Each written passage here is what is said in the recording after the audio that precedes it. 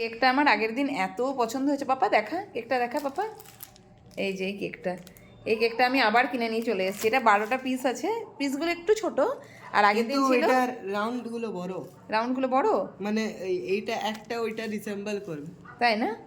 আচ্ছা, এটার একটা ওটা ডিসেম্বল করে দেবে।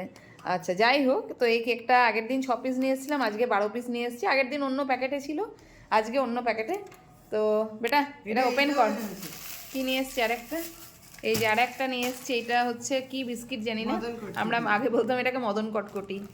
তো যাই হোক, দুটোই খেতে ভালো, দুটো ডিফারেন্ট টেস্ট। তবে কেক তো এখন খাবো। কেকের প্যাকেটটা খুলতে পারবি? কাঁচি নিয়ে আয়, যা দৌড়ে যা। তো এই যে এখন উঠছি, কেক কাটিং করবে, কাঁচি নিয়ে চলে এসছে। কাঁচির মারাত্মক ধার। ব্যাস ব্যাস বেটা, হয়ে গেছে, তুই ওই দিকটা থেকে খোল। হ্যাঁ খুলবে না এটা? খুলবে, তুই কাট না। এই কেকটা কার কার পছন্দ? আমার তো ভীষণ পছন্দ। আমার খোল যত্ন সহকারে উঠছি, কেক খুলছে। কেকটা স্লাইসগুলো বের করো ওখানে, 3 পিস, ওকে?